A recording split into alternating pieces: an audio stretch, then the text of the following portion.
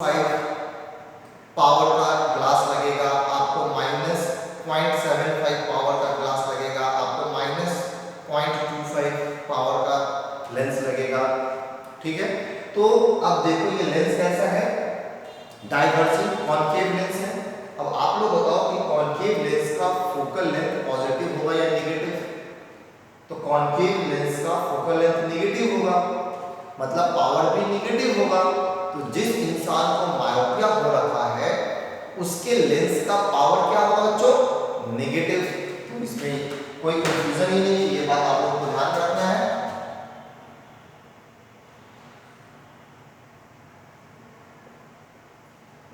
Power of lens is negative. याद रहे, जिस इंसान को मायोपिया हो रखा है उस इंसान को जो लेंस लगेगा उसका पावर क्या होगा बच्चों? नेगेटिव। तो नेगेटिव पावर अगर किसी की ग्लास का है, किसी की चश्मे का नेगेटिव पावर है, तो वो समझ जाए कि उसे मायोपिया हो रखा है। ठीक है बच्चों, तो इस तरीके से हम लोगों ने करेक्शन पे डिस्कस कर लिया। तो ये सब कुछ क्या था? मायोपिया के बारे में। नेक्स्ट अभी हम लोग डिस्कस करने वाले हैं हाइपरमेट्रोपिया। अगर आपको मायोपिया समझ में आ गया है तो हाइपरमेट्रोपिया समझने में कहीं कोई परेशानी नहीं होगी। तो चलिए हम लोग स्टार्ट करते हैं हाइपरमेट्रोपिया।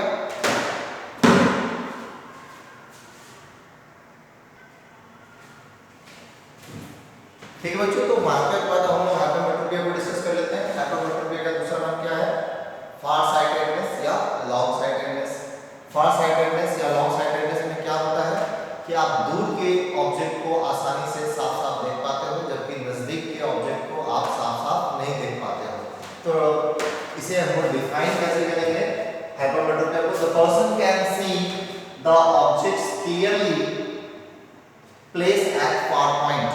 मतलब ऑब्जेक्ट अगर दूर रखा है तो उसका इमेज आप साफ साफ देख सकते हैं, but can not see the objects placed object clearly placed at near point. लेकिन अगर ऑब्जेक्ट नजदीक रखा है तो आप उसका इमेज साफ साफ नहीं देख पाओगे, जैसा कि यहाँ पे शो किया गया है। और अगर ऑब्जेक्ट इनफाइनाइट पे है, ऑब्जेक्ट इज एट इंफिनिटी, तो अगर ऑब्जेक्ट आपका इंफिनिटी पे है, ऑब्जेक्ट इज एट इनफाइनाइट, तो इमेज आपका रेटिना पे प्रॉपर्ली बनेगा, कहीं कोई दिक्कत नहीं है।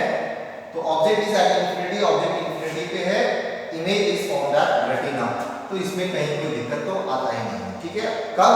जब ऑब्जेक्ट आपका इनफाइनाइट पे हो तो उसका इमेज प्रॉपर्ली रेटिना पे बनेगा। ठीक, लेकिन हाइपरमेट्रोपिया वाले लोगों को परेशानी कब आती है? जब ऑब्जेक्ट आपका नजदीक रखा हो। ठीक है, object is near to the I.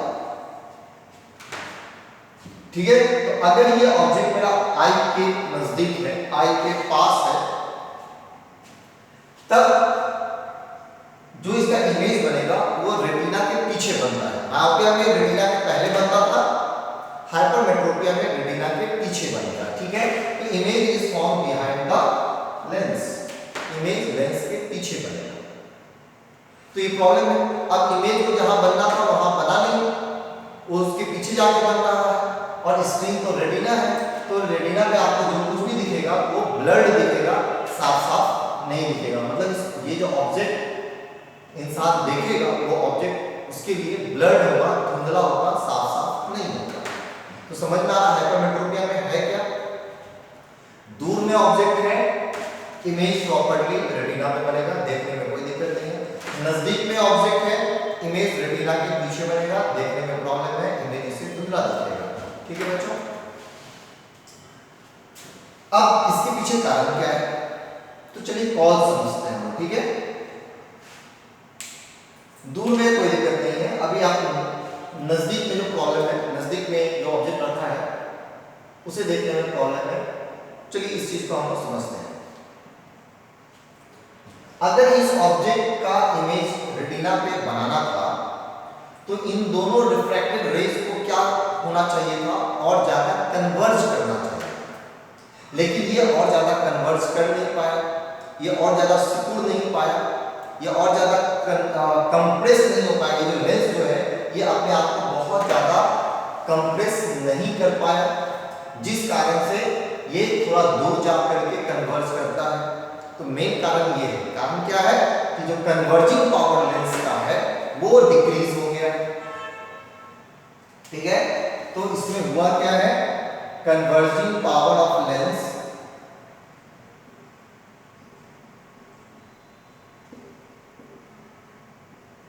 is decreased, converging power of lens is decreased। अच्छा, ये जो है कंप्रेस्ड है लेंस या रिलैक्स्ड है, ये आप लोग बताएं। तो चूंकि नजदीक के ऑब्जेक्ट का इमेज बनाना था, इसलिए लेंस को क्या होना पड़ेगा, कंप्रेस्ड होना पड़ेगा। ठीक है, सो लेंस इज कंप्रेस्ड। क्या है, लेंस इज कंप्रेस्ड।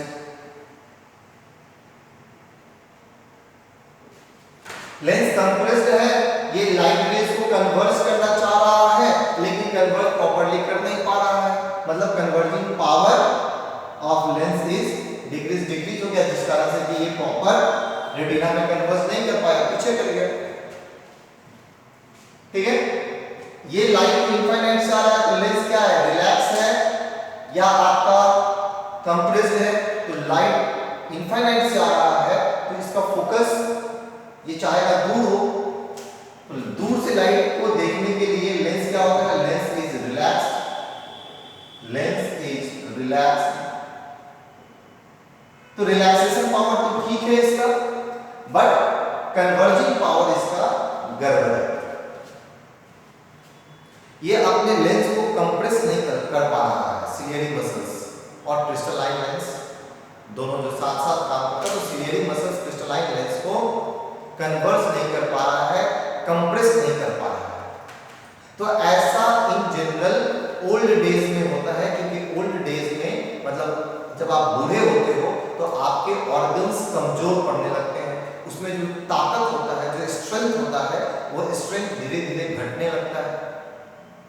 तो ये जो सिलियरी मसल्स लेंस को कंप्रेस करना चाह रहा था वो कंप्रेस नहीं कर पा रहा है।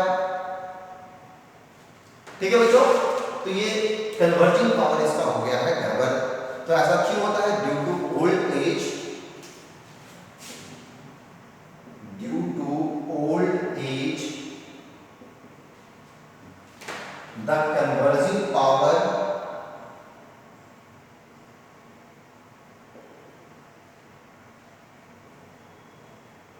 of crystalline lens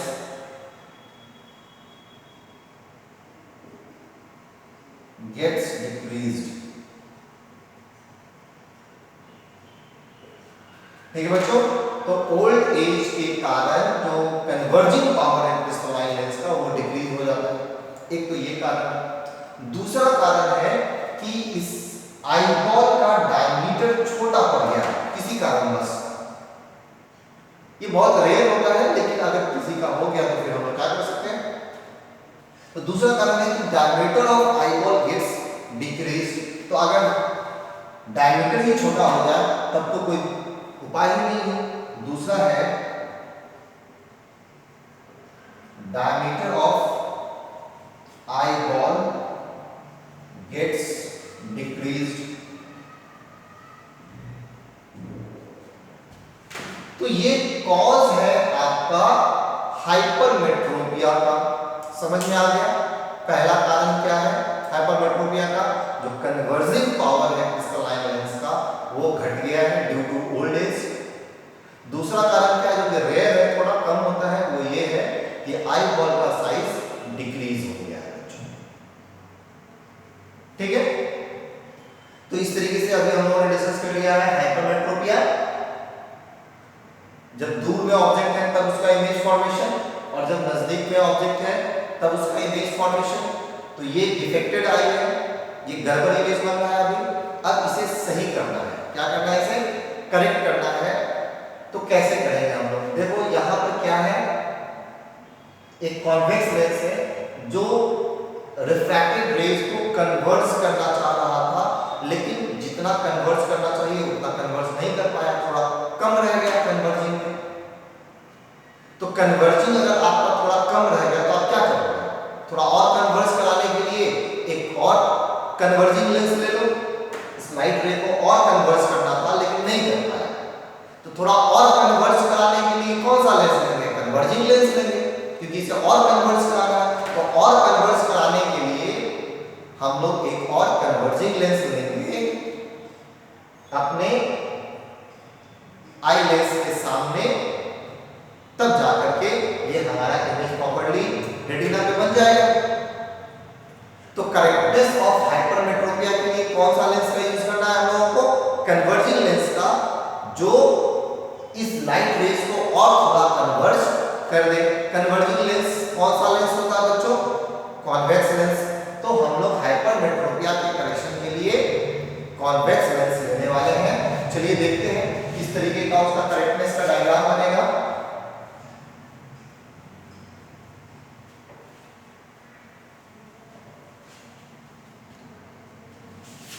तो यहां पे हम लोग करेक्टनेस डिस्कस करने वाले हैं।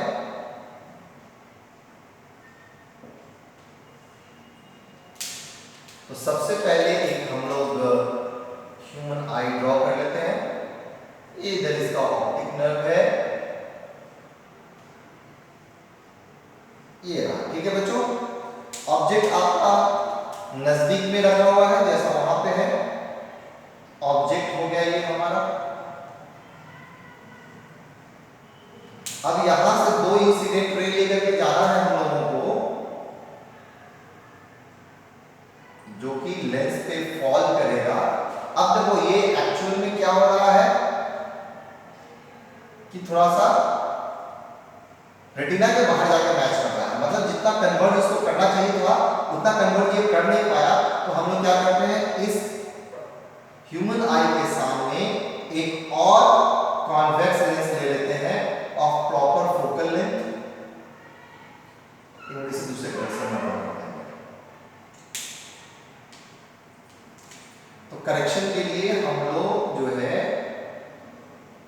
एक और कॉन्वेक्स लेंस ले लेंगे। तो क्या होगा, अब ये लाइट रे जैसे ही इस लेंस के अंदर गया तो ये लेंस क्या करेगा बच्चों, इसको थोड़ा सा तो कन्वर्ट जरूर करा देगा सर।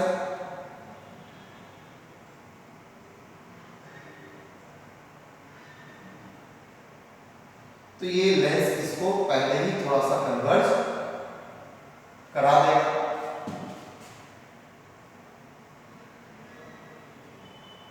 अब ये जब इस लेंस से, मतलब क्रिस्टलाइन लेंस से जब ये कन्वर्ज करेगा तो ये प्रॉपर्ली रेटिना पे जाकर के मिलेगा बच्चों। तो यहां पे आपका बनेगा इमेज।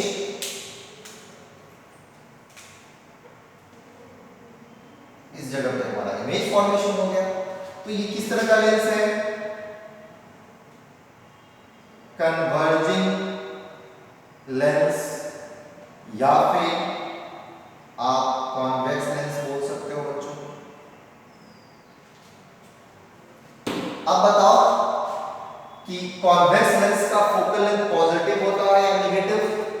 तो बच्चों कॉन्वेक्स लेंस का फोकल लेंथ पॉजिटिव होता है। अगर फोकल लेंथ पॉजिटिव है तो पावर भी पॉजिटिव होगा। तो हम लोग यहां पर लिख सकते हैं क्या, कि power of lens is positive. क्या कहना चाह रहे हैं हम लोग, कि power of lens is positive. ये ध्यान में रखना है। ये जो कॉन्वेक्स लेंस है उसका पावर कैसा होगा बच्चों, पॉजिटिव होगा। सो हाइपरमेट्रोपिया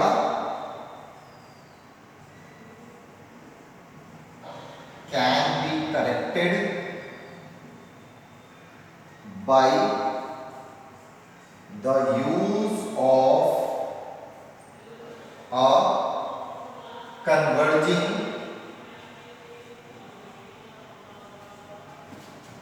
या फिर आप लिखो convex lens of proper focal length, of proper focal length या प्रॉपर फोकल लेंथ के साथ फोकल के साथ साथ आप लोग ऑब्लिक पावर भी लिख सकते हैं। प्रॉपर फोकल लेंथ या फिर प्रॉपर फोकल लेंथ ही रहने दो या फिर power of lens. Power of lens क्यों? क्योंकि पावर इक्वल्स टू 1/f होता है, ये तो पता है सबको। तो ये था हमारा हाइपरमेट्रोपिया। आई गेस आप लोगों को समझ में आया होगा। करेक्शन के लिए हाइपरमेट्रोपिया में क्या चाहिए हम लोगों को? एक कन्वर्जिंग लेंस चाहिए जिसे हम लोग कॉन्वेक्स लेंस के नाम से भी जानते हैं। और ये जो लेंस है उसका पावर कितना होगा? जो भी होगा पावर पॉजिटिव में होगा, मतलब plus 0.25 plus 0.5 plus 0.75 plus 0.8 plus 1.2 dioptre. Power of lens एक बार मैं रिपीट करता हूँ, उसका यूनिट क्या होता है? डायोप्टर। तो अगर किसी को हाइपरमेट्रोपिया हो रखा है तो उसका पावर जो भी होगा वो प्लस में होगा, plus 2.5 dioptre.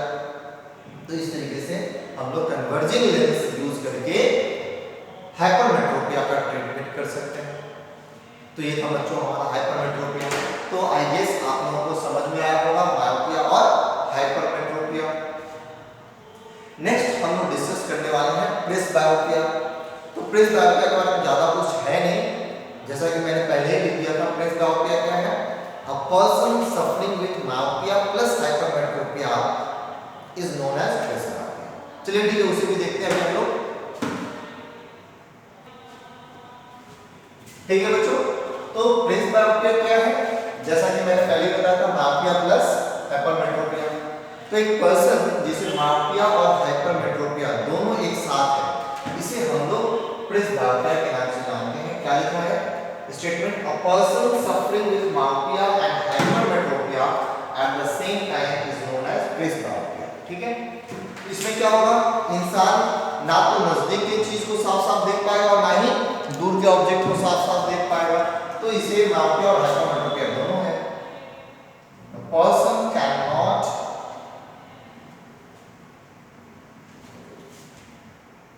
see the objects clearly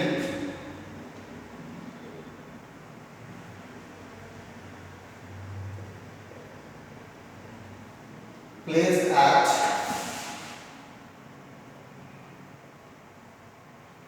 near to the eye or far to the eye। मतलब इंसान कहीं का नहीं है, ना तो उसे नजदीक का दिख रहा है ना उसे दूर का दिख रहा है। The person cannot see the object clearly placed at near to the eye or far to the eye। आपके नजदीक हो या दूर हो उसे साफ साफ नहीं दिखेगा। तो ये जो प्रेसबायोपिया है ये इन जनरल वैसे लोगों को होता है जिन्हें बचपन में मायोपिया हो रखा हो और समय समय मतलब समय बीतने के साथ जैसे जैसे वो बूढ़े होंगे तो उन्हें हाइपरमेट्रोपिया होगा। तो मायोपिया पहले से था और उम्र बीतने के साथ साथ हाइपरमेट्रोपिया अलग से हो गया। तो जनरली बूढ़े लोगों में ही प्रेसबायोपिया देखने को मिलता है, वैसे बूढ़े व्यक्ति को जिन्हें बचपन में मायोपिया हुआ था। ठीक है, तो it is observe in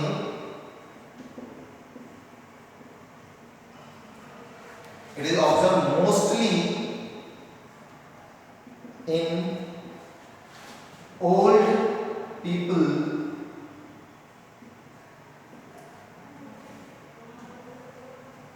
who had myopia in his childhood।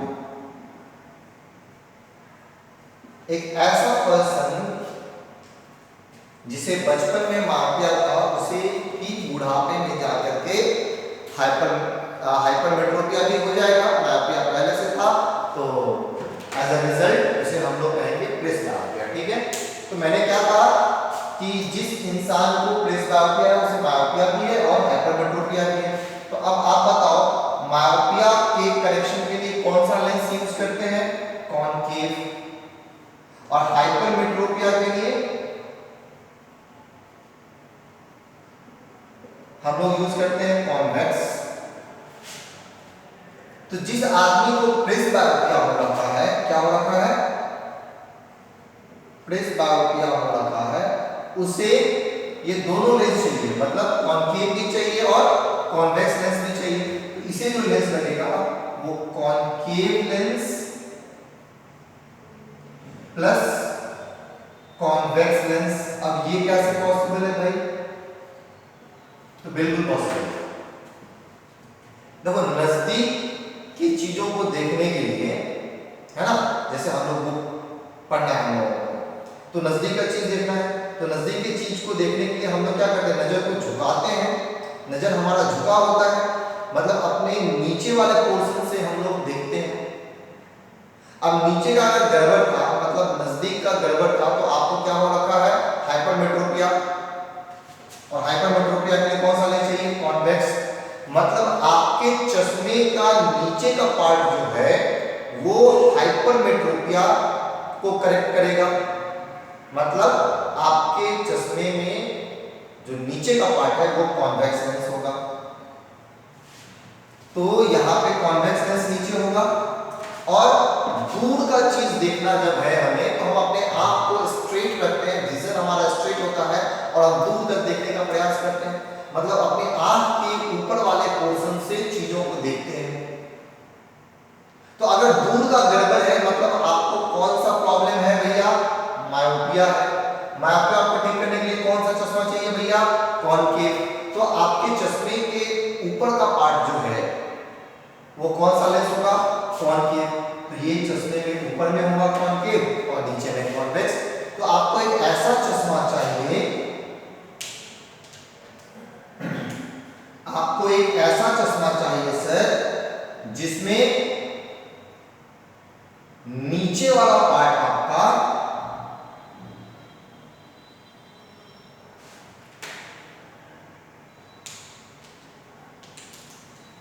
Convex है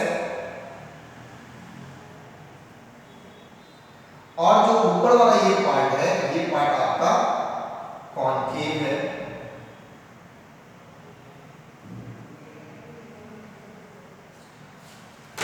ठीक है बच्चों, तो ये एक ऐसा चश्मा है जिसमें कॉन्वेक्स लेंस भी है और कॉनकेव लेंस भी है।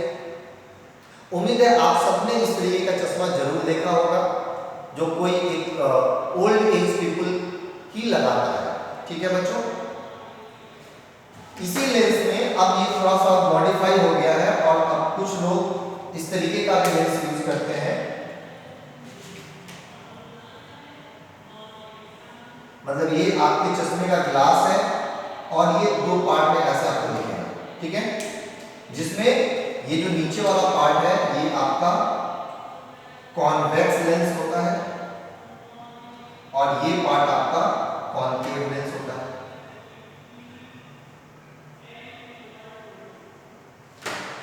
ठीक है बच्चों, तो ये था आपका प्रेसबायोपिया। होप आप लोगों को समझ में आया होगा। प्रेसबायोपिया बहुत आसान है, मायोपिया हाइपरमेट्रोपिया समझ लो, दोनों मिक्स है। तो प्रेसबायोपिया ठीक करने के लिए दोनों लेंस चाहिए, कॉनकेव भी और कॉन्वेक्स भी। तो चश्मे का ऊपर वाला पार्ट आपका कॉनकेव लेंस होता है, चश्मे के नीचे वाला पार्ट आपका कॉन्वेक्स लेंस होता है। यही आपका प्रेसबायोपिया है। नेक्स्ट हम लोग डिस्कस करने वाले हैं एस्टिग्माटिज्म, जो कि लास्ट है। ठीक है बच्चों, तो ये लास्ट टाइप ऑफ डिजीज है जो हम लोग डिस्कस करने वाले हैं ह्यूमन आई में। तो क्या है ये एस्टिग्माटिज्म। तो एस्टिग्माटिज्म में क्या होता है, जो पर्सन होता है उसे हॉरिजॉन्टल लाइंस और वर्टिकल लाइंस में डिफरेंस पता नहीं चल पाता है, वो डिस्टिंग्विश नहीं कर पाता है। जैसे मान लो कि ये वर्टिकल लाइंस है और ये हॉरिजॉन्टल लाइंस है, तो अगर मैं एक नॉर्मल इंसान को कहूंगा कि इसमें से भैया हॉरिजॉन्टल लाइन कहाँ है जरा सा हमें दिखाओ, तो वो चुपचाप आके कह रहे हैं सर ये हॉरिजॉन्टल है, ये हॉरिजॉन्टल है, ये हॉरिजॉन्टल है, ये हॉरिजॉन्टल है, ये हॉरिजॉन्टल है और ये हॉरिजॉन्टल है। फिर मैं दूसरे बंदे को बुलाऊंगा, कहूंगा कि भैया आप इसमें मुझे वर्टिकल लाइन बताओ कहाँ है, तो वो आके कहे सर ये वर्टिकल है, ये वर्टिकल है, ये भी वर्टिकल है, ये भी वर्टिकल है, ये भी वर्टिकल है और ये भी वर्टिकल है। तो इस तरीके से एक आम इंसान ये हॉरिजॉन्टल लाइन और वर्टिकल लाइन को डिस्टिंग्विश कर सकता है।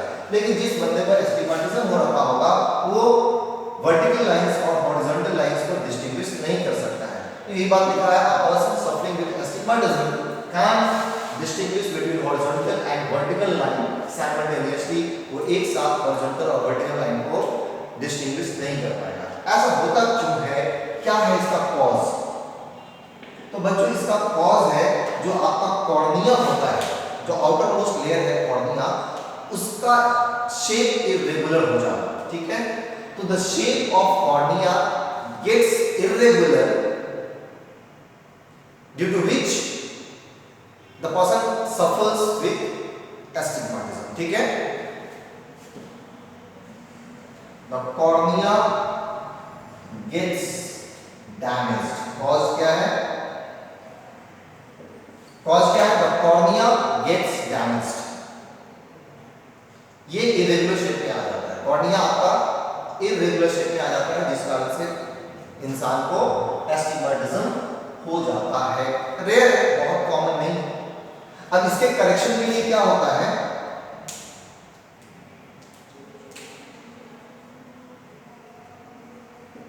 इसके करेक्शन के लिए हम लोग एक सिलिंड्रिकल लेंस यूज करते हैं। कैसा लेंस बच्चों, सिलिंड्रिकल लेंस, बहुत रेयर है, ये देखने को बहुत कम मिलता है। जनरल लाइफ में आज तक हमने भी नहीं देखा है, हो सकता है आपने देखा हो बट मैंने नहीं देखा है आज तक किसी ऐसे इंसान को जिसको एस्टिग्मेटिज्म हो गया हो और वो सिलिंड्रिकल लेंस यूज कर रहा हो, तो मैंने तो नहीं देखा है। अगर आपने देखा है तो अच्छी बात है। तो इसका करेक्टनेस का क्या तरीका है, the person uses a cylindrical lens, cylindrical lens।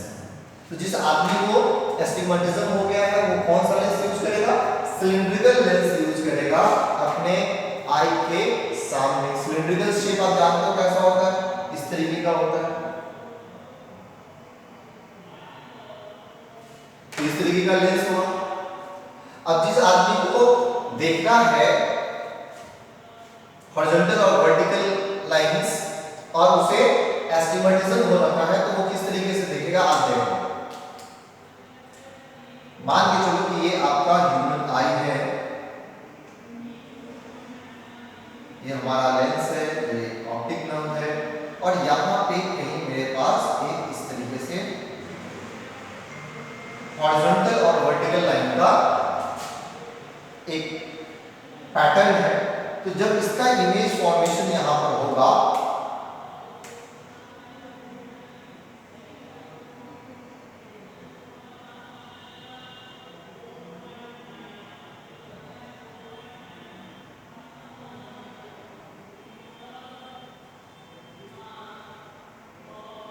और यहां पर जो भी इसका इमेज फॉर्मेशन होगा, ठीक है बच्चों,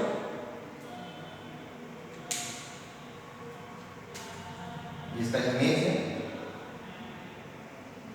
अब इसी इमेज को थोड़ा सा इलाज करके हम देखते हैं, ठीक है। ये जो इमेज है, इस इमेज को यहाँ पर इलाज कर लेते हैं, बड़ा कर लेते हैं। तो इसे ये जो स्ट्रेट लाइंस हैं ये कुछ ऐसा दिखेगा,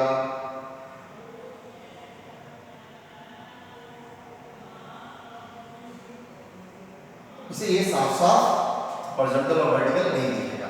तो जब इस सिलिंड्रिकल लेंस लगा लेगा ये इंसान, तब ये साफ साफ देख पाएगा इमेज को।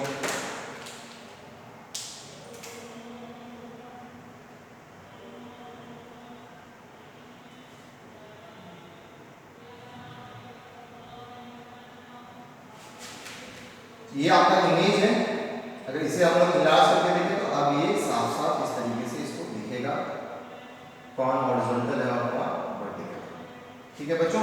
तो ये हमारा एस्टिग्मेटिज्म, उम्मीद है आप लोगों को समझ में आया होगा।